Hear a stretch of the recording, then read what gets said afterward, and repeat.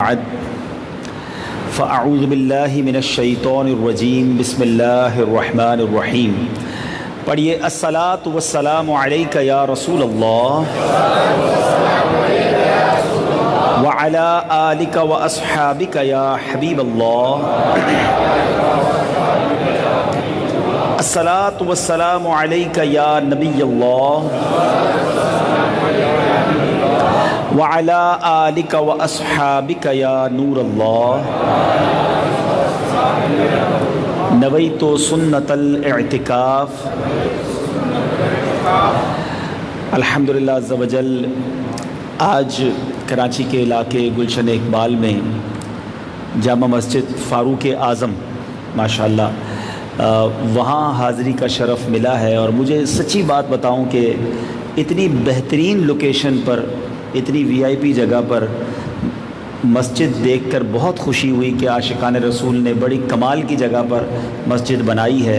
اللہ پاک جن جن لوگوں نے اس میں حصہ ملایا، کوششیں کی، سب کو جنت میں اعلیٰ محل عطا فرمائے، اس جگہ کو شاد و آباد کرے اور اس کو آباد کرنے والوں کے گھروں کو آباد فرمائے۔ واقعی مسجد بنانا یہ نصیب والوں کا حصہ ہے، اور حدیث پاک کا مضمون ہے جو اللہ کے لیے مسجد بناتا ہے اللہ اس کے لیے جنت میں گھر بناتا ہے۔ دنیا میں تو سب کے گھر بن گئے، اب جنت میں گھر بنانے کی ہم سب کو فکر ہونی چاہیے، تو ماشاءاللہ بڑا کمال ہے۔ اور پھر مجھے بتایا گیا کہ چند دنوں پہلے ہی یہاں پر رات کی شفٹ میں یا صبح کی شفٹ میں جامعۃ المدینہ صبح 8:30 بجے سے شاید 11 ساڑھے 11 کا ٹائم، 2-3 گھنٹے کا یہاں پر جو پارٹ ٹائم ہمارا جامعۃ المدینہ شروع ہوا ہے، تو اللہ پاک اس کی بھی برکتیں آپ کو نصیب فرمائے۔ عالم بنانے والا شعبہ جو ہے وہ آپ کے علاقے میں شروع ہو گیا ہے۔ اور آج ایک اور خوشی کی بات یہ ہے میرے لیے کہ میں جامع مسجد فاروق اعظم میں یوم فاروق اعظم کے سلسلے میں بیان کرنے کے لیے حاضر ہوا ہوں۔ جن کے نام کی مسجد بنی ہے، جب انہی کا ذکر اس مسجد میں بیٹھ کے کیا جائے تو اس کا لطف کچھ اور ہوتا ہے۔ اللہ پاک سیدی فاروق اعظم رضی اللہ تعالیٰ عنہ کی برکتیں ہمیں عطا فرمائے۔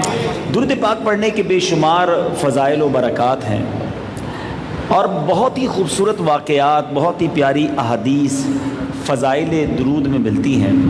آج کل دنیا میں ایک کریز ہوتا ہے، ایک شوق ہے لوگوں کو کہ مشہور شخصیت سے ملاقات ہو، اس سے ملاقات کا بڑا شوق ہوتا ہے۔ اور اب صرف ملاقات سے جی نہیں بھرتا، لوگ کہتے ہیں سیلفی بھی آپ کے ساتھ بنوانی ہے، ٹھیک ہے نا، کیونکہ اب کہتے ہیں ملاقات کمپلیٹ ہی جب ہوگی کہ جب آپ کے ساتھ ہم تصویر کھنچوائیں گے۔ حالانکہ ہونا یہ چاہیے کہ کسی مذہبی شخصیت سے جس کو ہم نیک سمجھتے ہیں اگر موقع ملا ہے ملاقات کا تو اس سے دعا کروائیں، اپنی آخرت کے لیے، اپنی دنیا کے لیے، کیونکہ اللہ والوں سے دعا کرائیں گے تو اللہ نے چاہا کام بن جائے گا۔ مگر آج کل یہ عجیب سا کلچر ہے کہ نہیں جناب سیلفی کھنچوا لیں۔ بہرحال، لیکن میں سوال اگر آپ سے کروں کہ قیامت کے دن وہ کون سی شخصیت ہے جس سے ہم سب ملاقات کرنا چاہیں گے؟ وہ صرف ایک شخصیت ہے۔ سیدی اعلیٰ حضرت امام اہل سنت بڑے پیارے انداز میں سمجھاتے ہیں، فرماتے ہیں سنتے ہیں کہ محشر میں صرف ان کی رسائی ہے، there is nobody else۔ نبی پاک کے علاوہ کوئی نہیں جس کی بات مانی جائے گی، چلنی ہے، نبی پاک کی بات وہاں مانی جائے گی، ان کی رسائی ہے۔ سنتے ہیں کہ محشر میں صرف ان کی رسائی ہے، گر ان کی رسائی ہے لو جب تو بنائی ہے۔ تو اب نبی پاک سے سارے مسلمان ملاقات کرنا چاہیں گے، ایک تو محبت میں، دوسرا شفاعت بھی تو نبی پاک نہیں کرنی ہے نا، بخشوانا بھی آقا نہیں ہے، پیاس لگے گی تو پانی بھی نبی پاک نے پلانا ہے، حوض کوثر کے جام بھی انہوں نے پلانے ہیں، پل صراط سے پار بھی انہوں نے لگانا ہے، یعنی ہر مقام پر کام انہوں نے آنا ہے۔ لیکن کبھی آپ نے سوچا، ابھی تو ماشاءاللہ مسجد بھری ہوئی ہے، اور اگر کسی ایک بندے سے سارے لوگ ملاقات کرنا چاہیں تو 25-30 منٹ میں ملاقات ہو جائے گی، لیکن اگر کوئی اسٹیڈیم ہوتا ابھی اور 2 لاکھ آدمی ہوتے تو 2 لاکھ آدمی ایک بندے سے تو نہیں مل سکتے نا۔ لیکن کبھی سوچا آپ نے قیامت کے دن کتنے لوگ ہوں گے؟ اس وقت دنیا میں بتایا جاتا ہے 200 کروڑ کے قریب مسلمان ہیں اس وقت۔ قیامت کے دن آپ ذرا سوچیں کتنے لوگ ہوں گے، 700 کروڑ لوگ ہیں اس وقت دنیا میں، اور 200 کروڑ تقریباً کم و بیش مسلمان ہیں۔ قیامت کے دن حضرت آدم سے لے کر صبح قیامت تک جتنے لوگ اس دنیا میں آئے ہوں گے سب میدان محشر میں موجود ہوں گے۔ آپ میں سے کس کس نے حج کیا ہے؟ ہاتھ اٹھائیں۔ اللہ آپ سب کو حج عطا فرمائے۔ جنہوں نے حج کیا ہے میری بات جلدی سمجھیں گے۔ عرفات کے میدان میں 25-30 لاکھ لوگ ہوتے ہیں۔ ادھر بندہ حیران ہو جاتا ہے کہ جدھر دیکھو سر ہی سر ہے، سمجھ ہی نہیں پڑ رہی ہوتی کتنی مخلوق ہے، یہ کتنے آدمی ہے، 25-30 لاکھ۔ جب اربوں لوگ ہوں گے تو ٹرائی ٹو انڈرسٹینڈ وہ مجمع کیسا ہوگا، وہ ہجوم کیسا ہوگا۔ اور وہ اربوں لوگوں میں اگر اربوں مسلمان یہ چاہیں گے کہ نبی پاک سے مل لیں تو پھر کیسے ممکن ہوگا؟ Everybody want to meet him, ہر بندہ چاہتا ہے کہ نبی پاک کے قریب ہو جاؤں اور ان سے ملاقات ہو جائے، کیونکہ بخشوانا انہوں نے ہے، شفاعت انہوں نے کرنی ہے۔ تو جب مجمع زیادہ ہونا تو اب سلیکٹڈ لوگوں سے ملاقات کیسے ہو سکتی ہے؟ وہ شخص بتائے گا جس سے ملنا ہے کہ میں ان لوگوں سے ملوں گا۔ اب میری بات سمجھ آئے گی، جو لوگ مدنی مذاکرے میں آتے ہوں گے فیضان مدینہ، اور وہاں اعلان ہوتا ہے کہ بھائی جس نے قافلے میں سفر کیا اس سے ملیں گے، جس نے یہ کیا ہے اس سے ملیں گے۔ کیوں؟ سب سے نہیں مل سکتے تو چلو سلیکٹڈ لوگوں سے مل لیں۔ آپ کو پتہ ہے قیامت کے دن نبی پاک سے ملاقات کا فارمولہ کیا ہے؟ وہ قیامت کے دن اعلان نہیں ہوگا، ابھی سے اعلان ہو گیا ہے۔ نبی پاک نے اپنی حیات میں اعلان کر دیا ہے۔ 2 حدیثیں سناؤں گا، آپ اور میں چاہتے ہیں اگر قیامت کے دن نبی پاک کے قریب ہو جائیں، ان سے ملاقات ہو جائے، کیونکہ انہوں نے ہی بخشوانا ہے، ان سے دور رہا تو مارا جاؤں گا۔ تو سبحان اللہ، پیکج پہلے سے ہی اناؤنس کر دیا ہے۔ آقا نے فرمایا، حدیث پاک کا مضمون ہے، تم میں سے قیامت کے دن میرے سب سے زیادہ نزدیک وہ ہوگا جس نے دنیا میں مجھ پر سب سے زیادہ درود پاک پڑھے ہوگا۔ جتنے درود پڑھو گے اتنا قریب ہوتے جاؤ گے، جتنے درود پڑھو گے اتنا قریب ہوتے جاؤ گے۔ اور سنو، ملاقات کرنی ہے نا، سنو کتنا آسان طریقہ بتا دیا۔ سرور کائنات علیہ الصلوۃ والسلام فرماتے ہیں، جس کا مضمون ہے، جو روزانہ دن بھر میں مجھ پر 50 مرتبہ درود پاک پڑھ لے، کل بروز قیامت میں اس سے مصافحہ کروں گا۔ اب جس کی آقا سے ملاقات ہو گئی اس کا تو بیڑا پار ہو گیا نا۔ ذرا سوچو، یہ چھوٹا انعام نہیں ہے۔ پیارے آقا کے جسم اقدس سے جسم ٹچ ہو جانا یہ تو کام بن گیا۔ حضرت انس بن مالک سے پوچھو کہ آپ کے پاس ایک رومال تھا اور جب اس کو دھونے کی ضرورت پڑتی تھی، آپ کے گھر میں بھی کیا کہتے ہیں اس کو، واشنگ مشین ہے نا، کپڑے دھوتے ہیں اس میں، ان کے پاس کمال کی واشنگ مشین تھی۔ وہ اس رومال کو کسی پانی کے ڈول میں نہیں ڈالتے تھے، وہ تندور میں ڈالتے تھے، آگ میں ڈالتے تھے۔ کپڑے کا رومال تھا، میل جل جاتا تھا، رومال صاف ہو جاتا تھا۔ صحابی رسول نے کہا، یہ کون سا طریقہ کپڑا صاف کرنے کا، آپ رومال کو آگ میں ڈال دیتے ہیں؟ فرمایا، بات یہ ہے، ایک بار نبی پاک گھر آئے تھے، جب سے میرے آقا نے اس کپڑے کو ہاتھ لگایا ہے آگ اثر نہیں کرتی ہے۔ ذرا سوچو، جب رومال کو ٹچ کر دے نبی پاک، اس کو آگ اثر نہ کرے، جس امتی سے ہاتھ ملا لیں اس کا کیسا بیڑا پار ہو جائے گا۔ تو درود پاک کی اہمیت سمجھیے۔ یہ سوشل میڈیا، موبائل فون، فضول باتوں میں گھنٹے نکال دیتے ہو، درود نہیں پڑھتے ہیں ہم۔ خدا را کوشش کریں زندگی میں اپنے شیڈول میں درود پاک کو شامل کریں، کم از کم ایٹ لیسٹ 313 مرتبہ روزانہ درود پاک پڑھیں۔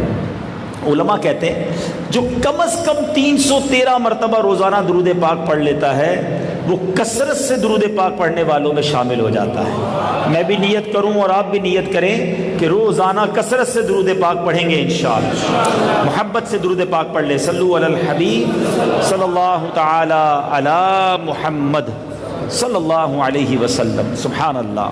حضرت عمر رضی اللہ تعالیٰ عنہ وہ عظیم ہستی ہیں، جمعے کے خطبے میں ان کے بارے میں ہم کیا سنتے ہیں، ذرا سنیے، کیا عظیم ہستی ہیں کہ ہر جمعے کو یہ وہ ہستیاں ہیں کہ جن کا ذکر مسجدوں کی ممبر اور محراب پر ہر جمعے میں ہوتا ہے۔ آپ کے بارے میں کیا سنتے ہیں؟ علماء کہتے ہیں وَعَلَىٰ أَعْدَلِ الْأَصْحَابِ مُزَيِّنِ الْمِمْبَرِ وَالْمِحْرَابِ الْمُوَفِّقِ رَأْيُهُ بِالْوَحْيِ وَالْكِتَابِ۔ اب ذرا سنیے یہ مرتبہ کیا ہے۔ ہیں آپ کیا ہیں؟ آپ کے بارے میں آتا ہے اعدل الاصحاب، صحابی تو سارے عادل تھے، عدل کرنے والے تھے، مگر صحابہ میں بھی بڑا عدل کرنے والے حضرت عمر تھے۔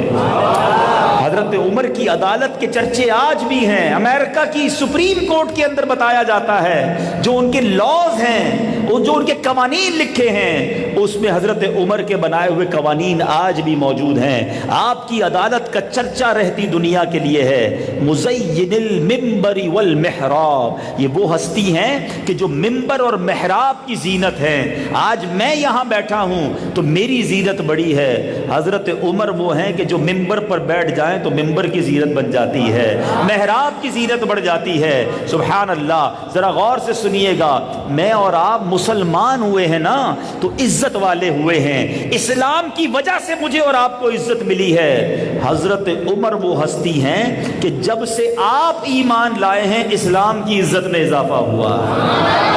یہ علماء، یہ جس کو کہتے ہیں نا احادیث کا، یہ استنباط میں عرض کر رہا ہوں کہ حضرت عمر وہ ہیں کہ جن کے ایمان لانے کی دعا نبی پاک نے کی کہ اے اللہ، دو عمر تھے اس زمانے میں، عمر بن حشام، عمر بن خطاب، ابو جہل تھا، عمر بن حشام۔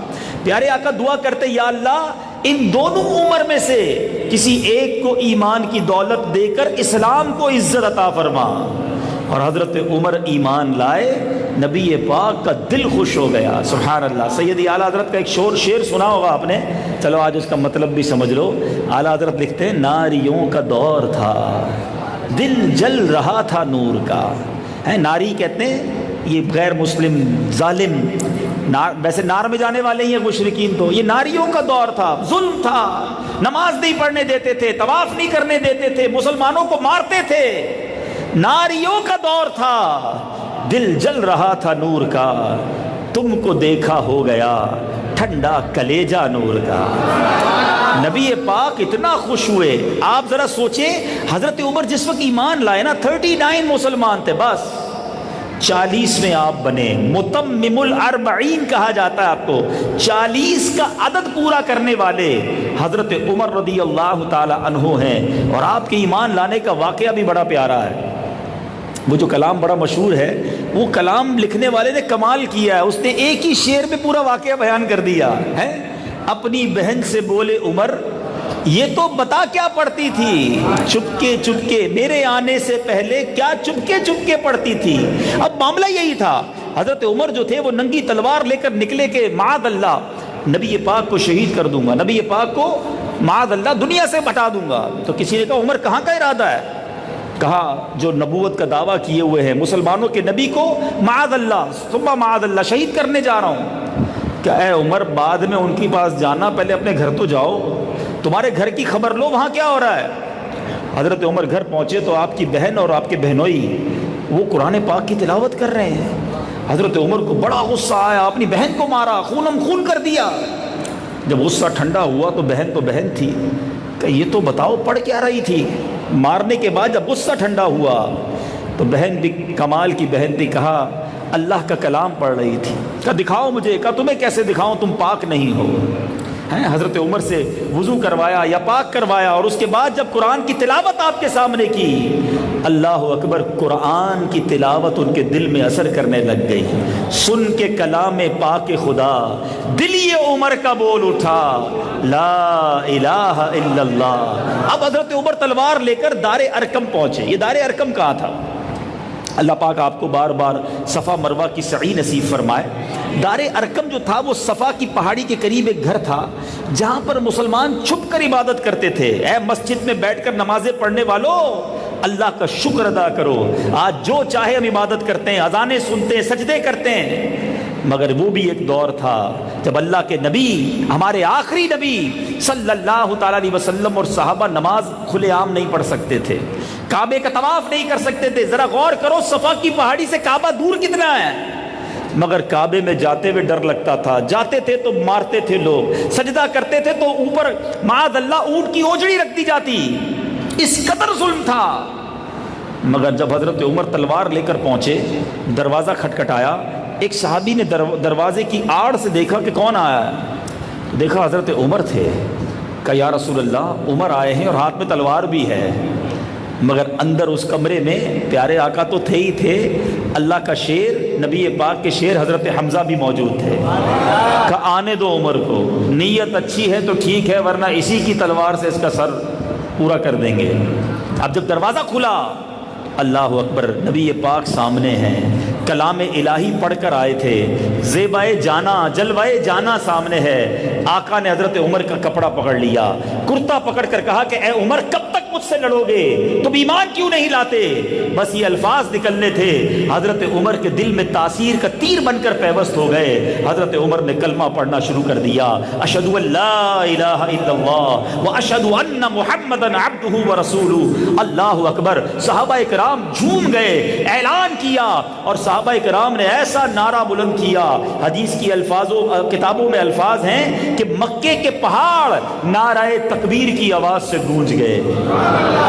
کفار مکہ حیران ہو گئے، یہ ہو کیا گیا مسلمانوں کو، اتنے بڑے بڑے نعرے کیوں لگا رہے ہیں؟ کسی نے کہا عمر بن خطاب مسلمان ہو گئے، زلزلہ طاری ہو گیا، حیران ہو گئے کہ عمر مسلمان ہو گئے۔ ذرا کمال کی شخصیت دیکھیں، یہاں پہلے میں نبی پاک کا کمال بتاؤں۔ سبحان اللہ، میرے آقا تو کیسے با کمال ہیں کہ کمال مکمل جب ہوتا ہے جب نبی پاک کے قدموں کا بوسہ دیتا ہے۔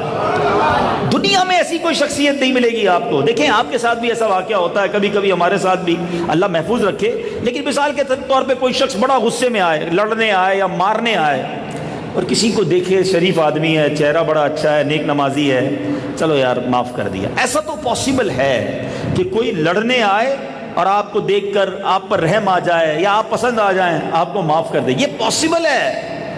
مگر ایسی تاریخ میں کوئی شخصیت نہیں گزری ہے کہ بندہ جان لینے کو آئے اور دیدار کر کے جان دینے والا بن جائے۔ پہلے کہے چھوڑوں گا نہیں، اور جب نبی پاک کو دیکھ لے تو کہے آقا اب اس در کو نہیں چھوڑوں گا۔ پہلے کہے جان لوں گا، اور نبی پاک کو دیکھ کر کہے حضور اب آپ کے قدموں پہ جان دوں گا۔ یہ صرف نبی پاک کی ذات والا تبار ہے۔ اور دوسری بات، حضرت عمر کیا زبردست انرجیٹک شخصیت ہے، ابھی ایمان لائے ہیں، ابھی اسلام قبول کیا ہے۔ نبی پاک سے کہتے ہیں یا رسول اللہ کیا ہم حق پر نہیں ہیں؟ آقا نے فرمایا ہم حق پر ہیں، تو پھر ہم چھپ کے نماز کیوں پڑھتے ہیں؟ آج ہم اعلانیہ نماز پڑھیں گے، ویری فرسٹ ڈے، ابھی مسلمان ہوئے ہیں۔ کہتے حضور چلیے کعبے میں جا کر اعلانیہ نماز ہوگی۔ اللہ اکبر، حدیث کی کتابوں میں الفاظ ہیں کہ دو قطاریں، دو صفیں بنا کر مسلمان دار ارکم سے باہر نکلے۔ ایک صف کی قیادت شیر خدا حضرت حمزہ کر رہے ہیں، دوسری صف کی قیادت حضرت عمر کر رہے ہیں۔ یہ صفیں اب کعبے کی طرف جا رہی ہیں، کعبے کے چاروں طرف کفار مکہ کھڑے ہیں، ہر بار نماز پڑھنے پر مارتے تھے، ہر طواف پر مارتے تھے، تیاری کر رہے تھے، آنے دو آج پھر ماریں گے۔ حضرت عمر نے اعلان کیا کہ جس کو اپنی زوجہ بیوہ کروانی ہو، جس کو اپنے بچے یتیم کروانے ہو، وہ آج ہمارے سامنے آ جائے۔ کسی کی مجال نہ تھی، علل اعلان اذان ہوئی، علل اعلان جماعت ہوئی، علل اعلان طواف ہوا۔ وہ دن ہے اور آج کا دن ہے میرے پیارے اسلامی بھائیوں۔ اسلام کو ترقی ہی ملتی چلی گئی، اسلام کو عروج ہی ملتا چلا گیا۔ اسلام دنیا میں آج بھی 1450 سال گزر گئے ہیں۔ The most practicing religion and the most growing religion, دنیا میں سب سے زیادہ تیزی سے پھیلنے والا اگر کوئی مذہب ہے ہمارا مذہب اسلام ہے۔ دنیا میں سب سے زیادہ جس مذہب کی عبادت اور پریکٹس کی جاتی ہے وہ اسلام ہے۔ آپ کی مسجد جیتی جاگتی ثبوت ہے۔ اس علاقے میں بہت مسجدیں ہیں، مگر دیکھیے ماشاءاللہ جیسے جیسے آبادی بڑھتی جاتی ہے پوری دنیا میں مسلمان مسجدیں بناتے چلے جاتے ہیں۔ کئی مسلموں کی عبادت گاہیں ہیں جو خالی ہو گئیں، جو بیچنے پر مجبور ہو گئے ہیں، مگر سبحان اللہ مسجد ہے کہ جمعے کو چھوٹی پڑ جاتی ہے، عید کی نماز آتی ہے تو روڑے بھر جاتی ہیں۔ اللہ اسلام کو اور ترقی اور عروج عطا فرمائے۔ اسلام کی عزت بڑھانے میں حضرت عمر رضی اللہ تعالیٰ عنہ کا بڑا شاندار کردار ہے۔ ایک اور خوبصورت بات، حضرت عمر رضی اللہ تعالیٰ عنہ، دیکھیں جو عام امتی ہوتا ہے نا وہ نبی پاک کی شان بیان کرتا ہے، آقا سے محبت کا اظہار کرتا ہے، اور یہ ہمارے ایمان کا تقاضا ہے۔ مگر حضرت عمر وہ ہیں کہ جن کی شان نبی پاک خود بیان فرماتے ہیں، جن کے فضائل میں پیارے آقا کی احادیث موجود ہیں، پڑھیں سنیں تو ایمان تازہ ہو جاتا ہے۔ اللہ کے حبیب صلی اللہ تعالیٰ علیہ وسلم کی چند حدیثیں سناتا ہوں، سنتے جائیے اور ایمان تازہ کرتے جائیے۔ نبی پاک فرماتے ہیں کہ شیطان حضرت عمر کو دیکھ کر اپنا راستہ بدل لیتا ہے۔ ہم سب پر شیطان حاوی رہتا ہے، حضرت عمر وہ ہیں کہ جن کو دیکھ کر شیطان راستہ بدل لیتا ہے۔ نبی پاک فرماتے یہ نبی نہ ہونے کے باوجود انبیاء کی طرح کلام کرتے ہیں، حضرت عمر کے بارے میں فرمایا۔ اور آقا فرماتے ہیں اگر میرے بعد کوئی نبی ہوتا، حالانکہ کوئی نبی نہیں، میرے آقا خاتم النبیین ہیں، مگر یہ مرتبہ بیان کرنے کے لیے ہے کہ اگر کوئی نبی ہوتا تو وہ عمر ہوتا۔ پیارے آقا فرماتے ہیں کہ حضرت عمر وہ ہیں کہ ان کے قبول اسلام پر آسمان والوں نے بھی خوشیاں منائی ہیں۔ زمین پر تو خوشیاں تھیں، آسمانوں پر خوشیاں منائی گئیں۔ رسول پاک علیہ الصلوۃ والسلام فرماتے ہیں میرے بعد حق عمر کے ساتھ ہوگا، وہ جہاں بھی ہو۔ حضرت عمر کے بارے میں نبی پاک فرماتے ہیں فاروق اعظم کی محبت ایمان کی ضمانت ہے۔ رسول اللہ صلی اللہ علیہ وسلم نے حضرت عمر کو جنت کی خوشخبری عطا فرمائی۔ رسول پاک علیہ الصلوۃ والسلام نے فرمایا جس سے عمر ناراض ہوں اس سے اللہ پاک بھی ناراض ہو جاتا ہے۔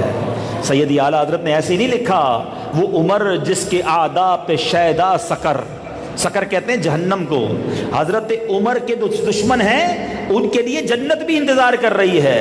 وہ عمر جن کے اعداء پہ شیدا سکر، اس خدا دوست حضرت پہ لاکھوں سلام۔ کمال کی ہستی ہیں۔ ایک بار نبی پاک علیہ الصلوۃ والسلام سے حضرت عمر کہتے ہیں حضور جنت گئے تھے، معراج کی شب آپ نے جنت بھی دیکھی، کچھ جنت کی باتیں بتائیں۔ اللہ کے حبیب کہتے ہیں اے عمر اگر میں حضرت نوح علیہ السلام تقریباً 1000 سال اپنی قوم میں رہے، اے عمر میں بھی اگر 1000 سال تمہارے درمیان رہوں نا اور جنت کی باتیں کرتا رہوں پھر بھی باتیں ختم نہ ہوں گی۔ اتنی چیزیں میں نے دیکھی ہیں مگر پھر بھی تم نے کہہ دیا ہے تو عمر میں تمہیں ایک بات بتاتا ہوں جو تم سے پہلے کسی کو نہیں بتائی۔ عمر میں نے ایک جنت میں محل دیکھا، کمال کا محل تھا، اس کی جو چوکھٹ تھی، دروازے کی جو چوکھٹ ہے نا، نبی پاک فرماتے ہیں وہ عرش تک تھی، جنت کی زمین کے نیچے اس کا اینڈ تھا اور دروازہ اتنا بڑا۔ اے عمر وہ ایسا محل تھا کہ جس کی جو روشنی تھی محل کے اندر وہ دنیا کے سورج کی روشنی سے زیادہ تھی۔ میں نے جبرائیل سے پوچھا ہے جبرائیل اس گھر میں کون رہے گا؟ جبرائیل کیا کہتے ہیں یا رسول اللہ اس محل میں وہ رہے گا جو صرف حق بات کہتا ہے، حق بات کی ہدایت کرتا ہے، اور جب اسے کوئی حق بات کہتا ہے تو وہ غصہ نہیں کرتا اور اس کا حق پر ہی انتقال ہوگا۔ پیارے آقا کہتے جبرائیل وہ کون ہے؟ کہ حضور وہ ایک ہی ہیں اور وہ آپ کے صحابی حضرت عمر بن خطاب ہیں۔ حضرت عمر نے جب یہ سنا تو زار و قطار رونے لگے، اللہ کی سطح پر زار و قطار رونے لگے، اور روایتوں میں آتا ہے اس کے بعد کبھی آپ کے چہرے پہ ہنسی نہیں آئی، سنجیدگی طاری ہو گئی۔ یعنی آپ سوچئے جنت میں اتنا بڑا انعام، اتنا بڑا محل نبی پاک دیکھ کر آئے ہیں اور حضرت عمر کو بتا رہے ہیں، اور اس کے بعد حضرت عمر کا حال کیا ہے۔ آج ہم حج کر کے آئیں تو پیر زمین پہ نہیں رہتے، تھوڑا صدقہ خیرات کر دیں تو کچھ سمجھنے لگ جاتے ہیں اپنے آپ کو، کوئی 5 ٹائم کا نمازی ہو تو لگتا ہے جنت کا سرٹیفکیٹ ہی مل گیا مجھے۔ یہ اتنے نیک ہیں، اتنی عبادتیں ہیں، جنت کی بشارت مل چکی ہے، مگر اس کے باوجود خوف خدا، عاجزی، انکساری کا عالم یہ ہے۔ ایک بار ایک شخص، اجمی شخص آیا برے ارادے سے، مدینہ شریف کے باہر سے آیا اور لوگوں سے پوچھا کہ مسلمانوں کے امیر المومنین کہاں ہیں، کہاں ملیں گے؟ تو وہ سمجھا ہوگا کہ اتنا بڑا بادشاہ ہے، اتنے بڑے رقبے کا لیڈر ہے۔ آپ کو پتہ ہے حضرت عمر کی حکومت کتنی تھی؟ 22 لاکھ مربع میل پر حضرت عمر کا کنٹرول تھا، almost half of the world, آدھی دنیا پر حکومت ہے حضرت عمر کی۔ اور اب پوچھا کدھر ملیں گے؟ تو کہا دوپہر کا وقت ہے، وہ کھجور کے باغ میں کہیں درخت کے نیچے آرام کر رہے ہوتے ہیں، جا کر وہیں کہیں ڈھونڈ لو۔ وہ شخص حیران ہو گیا کہ مسلمانوں کا اتنا بڑا لیڈر اور خاک پر درخت کے سائے میں سو رہے ہیں۔ ڈھونڈتا ڈھونڈتا پہنچ گیا، دیکھا واقعی آپ ایک درخت کے سائے میں لیٹے ہوئے تھے، برابر میں آپ کا ہنٹر کوڑا پڑا ہوا تھا۔ اس شخص نے نکالی تلوار، موقع ملا ہے، آج مسلمانوں کے امیر کو معاذ اللہ قتل کر دیتے ہیں۔ اب جب اس نے تلوار نکالی تو حضرت عمر تو اکیلے لیٹے تھے، اب اچانک اس نے 2 شیر دیکھے جو منہ کھولے اس پر حملہ کرنے کے لیے تیار تھے۔ اس کی چیخ نکل گئی، جیسے ہی وہ چیخا تو حضرت عمر بیدار ہو گئے، ہاتھ میں تلوار دیکھی۔ کہ کیوں آئے ہو؟ کہ حضرت آیا تو برے ارادے سے تھا، دیکھا بھی آپ کو تنہا، میں نے کہا موقع اچھا ہے، مگر جیسے حملہ کرنے لگا پتہ نہیں کدھر سے دو شیر آئے اور مجھے ایسا لگا مجھ پر حملہ کرنے لگے ہیں، یہ تو آپ کی غیبی امداد ہے، کلمہ پڑھ کر مسلمان ہو گیا۔ حضرت عمر نے کیا کیا، تلوار لے کر قاتلانہ حملہ کرنے بندہ آیا تھا، حضرت عمر نے اسے معاف بھی کر دیا اور اس پر بہت لطف و کرم بھی فرمایا۔ یہ پوائنٹ سیکھنا ہے آج، قاتلانہ حملہ کرنے والے کو معاف کیا، مگر تربیت کس کی تھی؟ آقا علیہ الصلوۃ والسلام کی تربیت تھی۔ نبی پاک کی بارگاہ میں بھی ایک بار ایسے ہی ہوا تھا، غورس نام کا ایک شخص پیارے آقا کو تلاش کرتے کرتے پہنچ گیا، نبی پاک بھی کہیں آرام اکیلے کر رہے تھے، تلوار نکالی، نبی پاک کو دیکھا کہ اب جو ہے موقع اچھا ہے، مسلمانوں کے نبی کو شہید کر دو۔ اب اس نے تلوار نکالی، نبی پاک کی آنکھیں کھل گئی، دل تو ویسے ہی بیدار تھا۔ غورس نے تکبر کے انداز میں کہا، اے محمد صلی اللہ تعالیٰ علیہ وسلم، اب تمہیں مجھ سے کون بچائے گا؟ ہاتھ میں تلوار ہے، آقا بظاہر نہتے ہیں۔ نبی پاک نے پتہ کیا جواب دیا؟ اللہ کے حبیب نے ایک ہی لفظ کہا، اونلی ون ورڈ، اللہ۔ حبیب اللہ کی زبان سے اللہ کا جب لفظ نکلا نا تو غورس کانپنے لگا، ہاتھ سے تلوار گر گئی، پیارے آقا نے وہ تلوار اٹھا لی، کہا غورس اب تمہیں کون بچائے گا؟ اب تمہیں مجھ سے کون بچائے گا؟ کہتا حضور آپ کریم، معاف کرنے والے، درگزر کرنے والے، مہربان ہیں، آئندہ نہیں کروں گا، معاف کر دیں۔ نبی پاک نے اسے معاف کیا، کلمہ پڑھ کر مسلمان ہو گیا۔ وہی تربیت نظر آئی نا حضرت عمر کی کہ قاتلانہ حملہ کرنے والے کو معاف کیا۔ زندگی میں ایک بات یاد رکھنا، بدلہ لے کر آپ اپنا نہیں بنا سکتے، معاف کر کے اپنا بنا سکتے ہیں، معاف کر کے دوست بنا سکتے ہیں، بدلہ لے کر دشمن تو بنا سکتے ہیں۔ ایک کو مار دو، اس کا بیٹا دشمن ہو جائے گا، اس کا خاندان دشمن ہو جائے گا۔ کیا ہو رہا ہے پاکستان کے قبائل میں، ہمارے بلوچستان میں، خیبر پختونخوا میں، اندرون سندھ میں، کئی قبیلوں میں، یہاں بھی ہوگا، جن کے اندر دشمنیاں ہوتی ہیں، خاندان کے خاندان دشمنیاں چلا رہے ہیں۔ کیوں بھائی؟ اس نے ہمارے چاچا کو مارا تھا، ہم بدلہ لیں گے بھائی، ساری زندگی اسی میں گزر گئی۔ استغفر اللہ، یہ اسلام نہیں ہے۔ بدلہ لینا، ریونج لینا، معاف نہ کرنا۔ حضرت عمر سے محبت کرنے والوں سیکھو ان کی سیرت سے، یہ درگزر کرنے والے، معاف کر، بلکہ سارے صحابہ، سارے اہل بیت سب معاف کرنے والے ہیں۔ باتیں ہم بڑی بڑی کریں، معاف کرنے کے لیے ہم تیار نہیں ہوتے۔ کوئی اپنی بیوی کو معاف نہیں کرتا، کوئی اپنے بچوں کو معاف نہیں کرتا، کوئی ملازم کو معاف نہیں کرتا، کوئی پڑوسی کو معاف نہیں کرتا۔ ارے مسجد میں آ کر نمازی ایک دوسرے کو معاف نہیں کر رہے، ادھر لڑ رہے ہوتے ہیں۔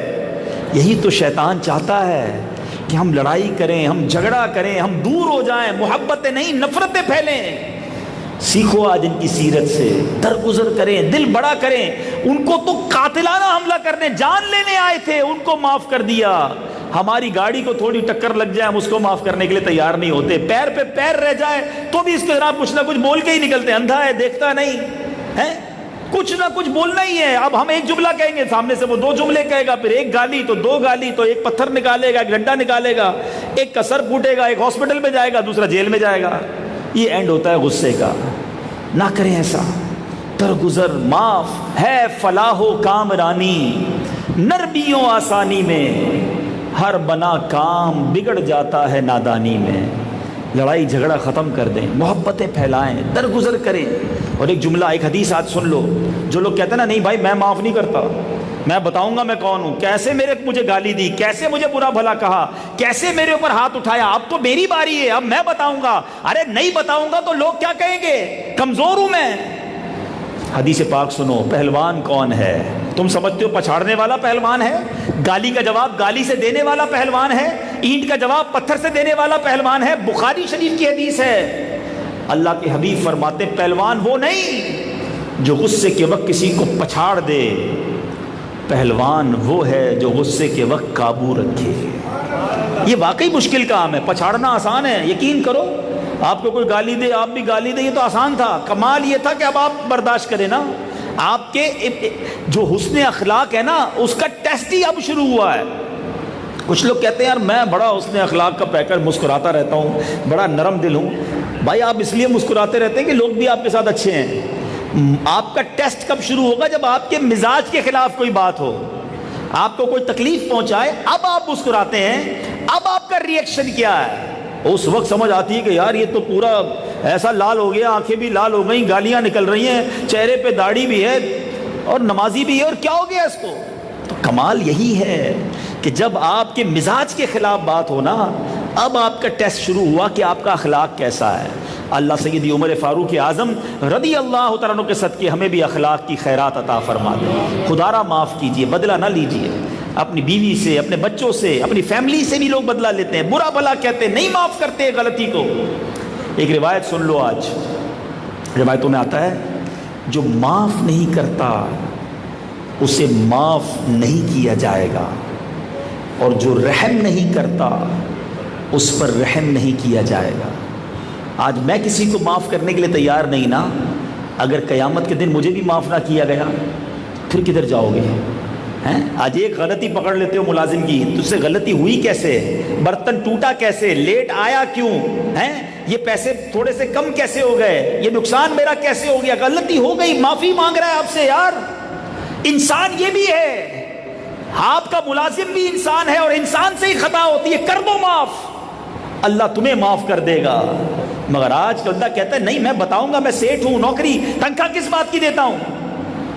ایک صحابی رسول، انہوں نے اپنے ایک غلام پر کوڑا اٹھایا، کسی وجہ سے کوئی غلطی کی تھی، مارنے کے لیے۔ پیچھے سے آواز آئی، کوئی ہے جو جس طرح تم اس پر قدرت رکھتے ہو نا، کوئی ہے جو تم پر اس سے زیادہ قدرت رکھتا ہے۔ صحابی رسول نے مڑ کر دیکھا تو پیچھے نبی پاک علیہ الصلوۃ والسلام تھے۔ کہا حضور میں اس کو اللہ کی رضا کے لیے آزاد کرتا ہوں، معاف بھی کیا، آزاد بھی کرتا ہوں۔ نبی پاک نے فرمایا اگر تم ایسا نہ کرتے نا تو تم پر جہنم، تمہیں آگ چھوتی۔ تو سمجھ جاؤ کہ ہمیں اپنے ہر شخص کو معاف کیجیے، خدا را بدلہ چھوڑ دیجیے، دل بڑا کر لیجیے۔ انشاءاللہ حضرت عمر کی سیرت سے سیکھیے۔ حضرت عمر کی تو شانیں اتنی ہیں، اتنا بڑا نام، اتنی عبادتیں، اتنا بڑا مرتبہ۔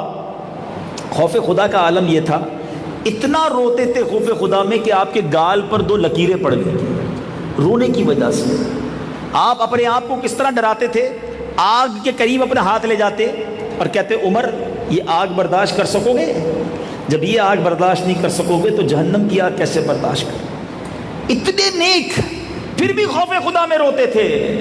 ہمارے گناہ ہیں کہ رکتے نہیں، شرم ہے کہ آتی نہیں، خطائیں ہی خطائیں ہیں مگر آنکھوں میں آنسو نہیں، ندامت بھی نہیں ہے۔ نماز قضا ہونے کے بعد کبھی ایسا ہوا کہ کسی کی نماز قضا ہوئی ہو، سارا دن افسردہ رہا ہو، نہ کھانے میں مزہ، نہ پینے میں مزہ، کاروبار میں دل نہ لگے، بار بار رونے کو جی چاہے کہ ہو کے آ گیا، میری نماز قضا ہو گئی؟ اور کسی کی اس دن موٹر سائیکل کھو جائے، دیکھو اس کا کتنے دن تک موڈ آف رہے گا۔ یقیناً نقصان ہے، اللہ محفوظ رکھے آپ کے موبائل کو، موٹر سائیکل، گاڑی، گھر بار سب کو، مگر واللہ ساری میری دولت ایک طرف اور ایک فرض نماز ایک طرف، کیونکہ اللہ ناراض ہو گیا نماز قضا کرنے پر تو کیا منہ دکھائیں گے؟ مگر آج ٹینشن ہی کسی کو نہیں ہے۔ ہنس ہنس کے لوگ کہہ رہے ہوتے ہیں یار بس 4 نمازیں پڑھتا ہوں، فجر میں آنکھ نہیں کھلتی ہے۔ تمہاری فجر میں نماز کے لیے آنکھ نہیں کھلتی، جس دن صبح ٹرین ہو پھر کیسے آنکھ کھلتی ہے؟ پوچھو اس سے جس کی صبح فلائٹ ہو، وہ تو رات کو بھی نہیں سوتا خوشی کے مارے، 5 بجے فلائٹ ہو 2 بجے ایئرپورٹ پہنچ جاتے ہیں، صبح 7 بجے فلائٹ ہو تو 4 بندوں کو بول کے سوتے ہیں دیکھو اٹھا دینا جہاز نہ نکل جائے۔ کیوں؟ جہاز کبھی نہیں چھوٹا یہ کہہ کر کے آنکھ نہیں کھلی، ٹرین نہیں چھوٹی، کبھی آپ کا سیٹ، آپ کا باس کہتے صبح 7 بجے آنا ہے، ضروری میٹنگ ہے، 8 بجے پہنچنا ضروری ہے، 10 منٹ پہلے پہنچ جائیں گے۔ کیوں بھائی؟ نوکری سے نکال دیں گے۔ دنیا کے سارے کام ہو رہے ہیں، نماز میں آنکھ نہیں کھل رہی، اس کا مطلب کیا ہے؟ نماز کی اہمیت نہیں ہے۔ آؤ میں بتاتا ہوں حضرت عمر کے نزدیک نماز کی اہمیت کیسی تھی۔ آپ پر جب قاتلانہ حملہ ہوا نا تو آپ زخموں سے چور ہو کر بے ہوش ہو گئے، آپ اٹھ ہی نہیں پا رہے تھے، اتنی بلیڈنگ ہو گئی تھی۔ صحابہ نے آپس میں مشورہ کیا کہ ان کو اٹھائیں کیسے، تو کسی نے کہا یہ نماز کے نام پر اڑ جائیں گے۔ تو کسی صحابی نے کہا حضور نماز، جیسے ہی نماز کا سنا آپ کھڑے ہو گئے، زخموں سے چور چور تھے کھڑے ہو گئے۔ کہتے ہیں جس کی نماز نہیں اس کا ایمان نہیں، کھڑے ہوئے اور نماز پڑھنا شروع کر دی۔ وہ زخموں سے چور چور نماز پڑھیں، اور ہم پنکھوں کے نیچے نماز نہ پڑھیں، ہم صحت میں نماز نہ پڑھیں۔ چھوٹا سا سر میں درد ہوتا ہے، لوگ کہتے ہیں یار آج نہیں، بس کل اگلے جمعے سے نماز شروع کریں گے۔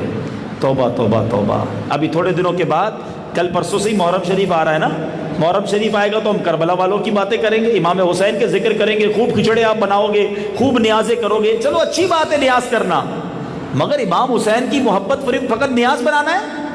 امام حسین نے کربلا کے میدان میں کیا کیا تھا؟ آخری وقت جب شہادت کا وقت آیا اس وقت بھی امام حسین سجدے میں تھے۔ سجدہ یہ وہ سجدہ ہے، کہتی ہے زمین کرب و بلا، اس شان کا صدقہ، اس شان کا سجدہ کھیل نہیں، ایسا سجدہ کیا، کیوں کیا؟ ساری دنیا کو یہ میسج دیا کہ دیکھو ہم نے کربلا کے میدان میں بھی سجدے نہیں چھوڑے ہیں، اور آج امام حسین کے چاہنے والے، پنجتن کا غلام کہلانے والا، اس کی نمازیں قضا ہو رہی ہیں۔ خدا را میرے میٹھے اسلامی بھائیوں، ان بزرگوں کی سیرت پڑھ رہے ہیں، سن رہے ہیں، تو ایمان بھی تو ایسا مضبوط ہو نا۔ حضرت عمر کی شان تو یہ ہے کہ آپ نظر لیں تو آپ کے مشورے پر سبحان اللہ قرآن پاک کی آیت نازل ہو جاتی تھی، جو میں نے شروع میں جمعے کے خطبے میں ایک لفظ قدر کیا کہا تھا، رأیہ بالوحی والکتاب، ہیں آپ وہ ہیں کہ جب رائے دیتے تھے، کیا خوبصورت جملہ ہے، الموافقی رأیہ بالوحی والکتاب، یعنی جن کی رائے اللہ کی جو وحی ہے اس کے مطابق ہو جاتی، وحی کتاب کے مطابق ہو جاتی، یہ مشورہ دیتے تھے اور قرآن کی آیت نازل ہو جاتی تھی۔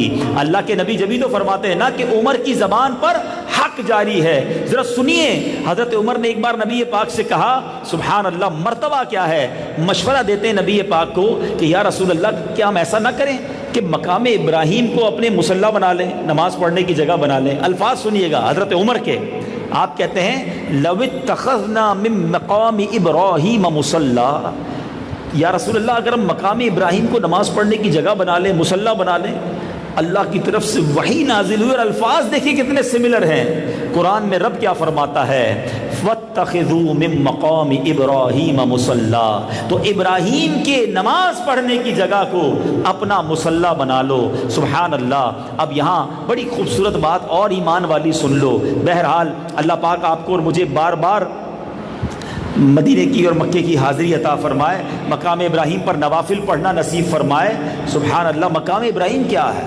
حضرت ابراہیم کے کھڑے رہنے کی جگہ ہے۔ حضرت ابراہیم وہاں نہیں ہیں، آپ کے کھڑے رہنے کی جگہ ہے، آپ کے پیروں کے نشان ہیں۔ اس جگہ کو رب نے ساری دنیا کے مسلمانوں کے لیے سجدہ گاہ بنایا کہ ادھر نماز پڑھو، مزید رحمت ملے گی۔ علماء کہتے ہیں جب مقام ابراہیم کا یہ حال ہے، اس کی یہ فضیلت ہے، تو جو ابراہیم کے بھی آقا ہیں، نبیوں کے سلطان ہیں، جہاں قدم رکھنے کی جگہ نہیں، جہاں نبی پاک خود موجود ہیں، اس روضہ رسول کی برکتوں کا عالم کیا ہوگا۔ ادھر جا کے کوئی نوافل پڑھے، ادھر جا کے کوئی دعائیں کرے، ادھر جا کے عبادت کرے، تو وہ کیسی خاص رحمتوں کے نزول کی جگہ ہوگی۔ سبحان اللہ۔ میرے میٹھے اسلامی بھائیوں، حضرت عمر کی باتیں ختم ہی نہیں ہو سکتی، ہم بیان کرتے چلے جائیں۔ حضرت عمر وہ ہستی ہیں کہ نبی پاک علیہ الصلوۃ والسلام فرماتے ہیں کہ سب سے پہلے اگر قیامت میں کسی کو نامہ اعمال دیا جائے گا تو حضرت عمر کو دیا جائے گا، ٹھیک ہے۔ اور نبی پاک علیہ الصلوۃ والسلام نے جب یہ بتایا کہ اے عمر، سب سے پہلے نامہ اعمال تمہارے علاوہ کسی کو نہ دیا جائے گا، اور نامہ اعمال دے کر جنت میں روانہ کر دیا جائے گا، حضرت عمر نے یہ سنا تو بہت روئے اور اپنے سارے غلام آزاد کر دیے۔ حضرت عمر کی تو کیا شان ہے۔ ایک بار نبی پاک علیہ الصلوۃ والسلام اس طرح صحابہ کرام کے سامنے تشریف لائے کہ سیدھے ہاتھ میں حضرت ابوبکر صدیق کا ہاتھ تھا، بائیں ہاتھ میں حضرت عمر کا ہاتھ تھا، اور سامنے آئے اور اپنے صحابہ سے کہا دیکھ لو، جس طرح آج آئے ہیں محشر کے دن بھی اسی طرح آئیں گے۔ میں قیامت کے دن سب سے پہلے نبی پاک اپنی قبر منور سے اٹھیں گے، پھر حضرت ابوبکر صدیق، پھر حضرت عمر فاروق، پھر یہ قافلہ بقی والوں کی طرف، جنت البقی میں جو تدفین والے ہیں کتنے خوش نصیب ہیں۔ اب یہ قافلہ پورا بنے گا اور یہ محشر کے میدان کی طرف آئیں گے۔ آخری بات، ایمان افروز بات، حضرت عمر کو نبی پاک کا ساتھ کیسا نصیب ہوا کہ زندگی میں تو ساتھ رہے، آج بھی روضہ رسول میں نبی پاک کے ساتھ ہیں۔ ساری دنیا میں جب بھی کوئی روضہ رسول پر حاضری دیتا ہے، حضرت ابوبکر صدیق کو بھی سلام عرض کرتا ہے، حضرت عمر فاروق کی بارگاہ میں بھی حاضری دیتا ہے۔ مگر اس سے زیادہ ایمان افروز بات سنو، علماء کہتے ہیں کہ بندہ وہیں پر دفن ہوتا ہے جس مٹی سے اس کو بنایا جاتا ہے۔ آپ نے دیکھا ہوگا بعض اوقات انسان ٹریول پر جاتا ہے، کہیں گھومنے پھرنے جاتا ہے، وہیں انتقال ہو جاتا ہے، وہیں تدفین ہو جاتی ہے، حالانکہ رہا وہاں نہیں ہوتا، لیکن چونکہ مٹی وہاں کی تھی، پہنچی وہیں پر خاک جہاں کا خمیر تھا، انسان ادھر ہی پہنچتا ہے جہاں اس کی مٹی ہوتی ہے۔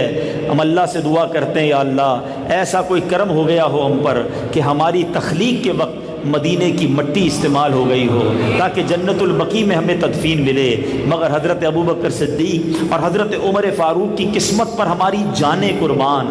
علماء کہتے ہیں ان دونوں کو اسی مٹی سے بنایا گیا تھا جس مٹی سے نبی پاک کی تخلیق ہوئی تھی۔ بالکل برابر برابر میں قبریں نا، روزے بالکل برابر میں، کہا اسی مٹی سے نبی پاک کی جس کی تخلیق ہوئی اسی کی برکتیں لیتے ہوئے سبحان اللہ حضرت ابوبکر صدیق اور حضرت عمر کی تخلیق ہوئی۔ یہ کیسی ہستیاں ہیں جن کو صبح قیامت تک نبی پاک کا ساتھ ملا ہوا ہے۔ اللہ ان کے صدقے ہماری مغفرت فرمائے، ان کے صدقے ہمارے گناہوں کو معاف فرمائے اور ہمیں صحابہ اور اہل بیت سے سچی محبت عطا فرمائے۔ ایک بات یاد رکھنا، ہمیں صحابہ سے بھی بے حد پیار ہے اور اہل بیت بھی ہمارے سر کے تاج ہیں، اہل بیت پر ہماری جانیں قربان۔ کیا گھرانہ میرے حضور کا ہے، ارے اہل بیت کی بات تو دور کی ہے، آج بھی جو نبی پاک کی آل کے لوگ ہیں وہ ہمارے سر کے تاج ہیں۔ سیدی اعلیٰ حضرت لکھتے ہیں نا، تیری نسل پاک میں ہے بچہ بچہ نور کا، آقا تیری نسل پاک میں ہے بچہ بچہ نور کا، تو ہے عین نور، تیرا سب گھرانہ نور کا۔ یہ بیلنس بہت ضروری ہے، صحابہ سے بھی محبت دل و جان سے کرنی ہے اور اہل بیت سے بھی بالکل والہانہ پیار کرنا ہے۔ دو حدیثیں کمال کی میرے آقا نے فرمائیں صحابہ کے بارے میں اور اپنی آل کے بارے میں۔ صحابہ کے بارے میں فرمایا اصحابی کالنجوم فبأیہم اقتدیتم اہتدیتم، میرے آقا فرماتے میرے صحابہ ستاروں کی مانند ہیں، ان میں سے جن کی بھی پیروی کرو گے تم ہدایت پا جاؤ گے۔ اور اپنی اہل بیت اپنی آل کے بارے میں فرماتے ہیں کہ میرے اہل بیت میری آل جو ہے امت کے لیے کشتی نوح کی مانند ہے۔ حدیث کا مضمون ہے جو اس کشتی میں سوار ہو جائے گا وہ پار لگ جائے گا۔ آل کشتی ہے، صحابہ ستارے ہیں۔ واہ واہ، بریلی کے تاجدار نے مسئلہ ہی حل کر دیا۔ فرماتے ہیں کہ اگر کسی نے کشتی پار لگانی ہے، سمندر پار کرنا ہے تو دو چیزیں بڑی ضروری ہیں، کشتی مضبوط ہونی چاہیے اور راستہ دکھانے کے لیے ستارے بھی ہونے چاہیے۔ آج کل تو کیمپس کا دور ہے، کمپاس وغیرہ آ گیا ہے، گوگل لوکیشن آ گئی ہے، پہلے لوگ ستاروں سے راستہ تلاش کرتے تھے۔ اعلیٰ حضرت نے کہا دیکھو اہل سنت والوں کا عقیدہ کتنا اچھا ہے، صحابہ سے بھی پیار، اہل بیت سے بھی پیار، انشاءاللہ بیڑا پار۔ سنو اعلیٰ حضرت کیا کہتے ہیں، اہل سنت کا ہے بیڑا پار، کیوں؟ اصحاب حضور نجم ہیں اور ناؤ ہے عطرت رسول اللہ کی۔ ہمارے ستارے صحابہ، ہماری کشتی اہل بیت، تو ہمارا تو بیڑا پار ہی ہونا ہے نا۔ اللہ پاک ان دونوں کی غلامی میں زندگی عطا فرمائے۔ تو الحمدللہ دعوت اسلامی کے مدنی ماحول میں ہمیں بہت کچھ اس طرح سکھایا جاتا ہے، صحابہ کی محبت بھی دی جاتی ہے، اہل بیت اطہار کی محبت بھی دی جاتی ہے۔ ایک بار ایک صحابی رسول حضرت عمر کے پاس رات کے وقت آئے، کہا حضور کچھ وقت چاہیے۔ فرمایا کیسے آنا ہوا؟ کہا حضور کچھ شرعی مسائل سیکھنے ہیں، کچھ علمی مسائل پر بات کرنی ہے۔ دونوں حضرات بیٹھے علم دین سیکھتے رہے، باتیں کرتے رہے، بہت دیر ہو گئی، فجر میں تھوڑا وقت رہ گیا۔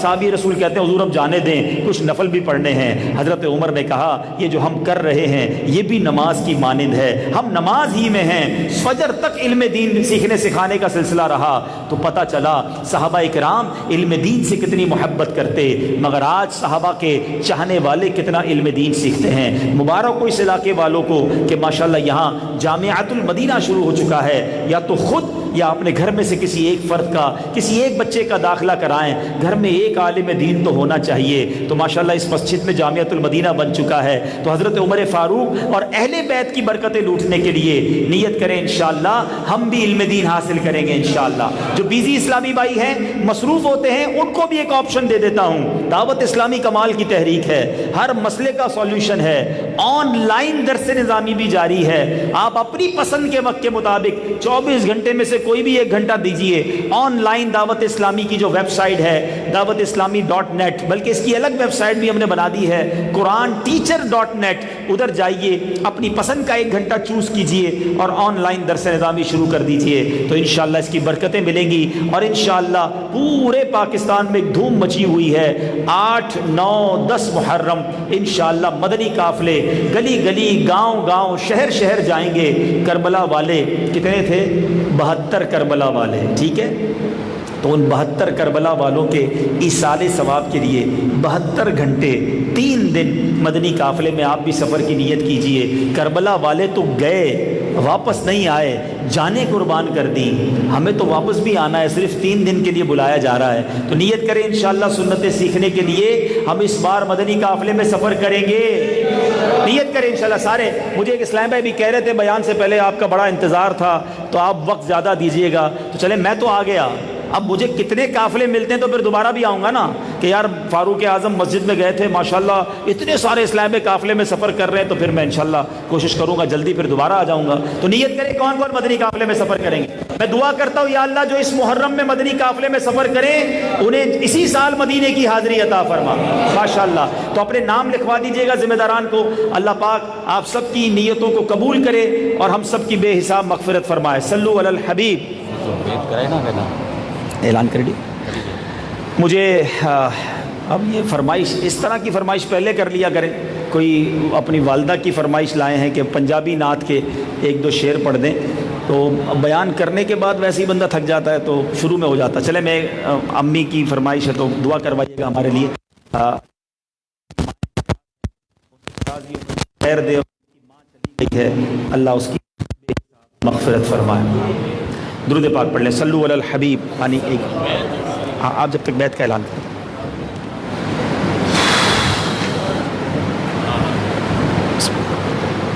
بسم اللہ الرحمن الرحیم، صلاۃ والسلام علی رسول اللہ۔ الحمدللہ آج کے دنیا کی اہم ترین شخصیت ہمارے لیے شیخ طریقت امیر سنت حضور سید غوث اعظم رضی اللہ تعالیٰ عنہ کے سلسلے میں بیعت فرماتے ہیں۔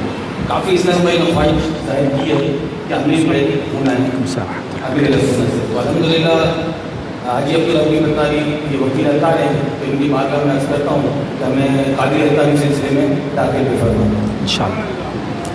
میرے وہ اسلامی بھائی جو مرید ہونا چاہیں، جس طرح میں کہتا جاؤں رپیٹ کرتے جائیں۔ بسم اللہ الرحمن الرحیم، الصلاۃ والسلام علیک یا رسول اللہ وعلی آلک واصحابک یا حبیب اللہ، لا الہ الا اللہ محمد الرسول اللہ صلی اللہ تعالی علیہ وسلم۔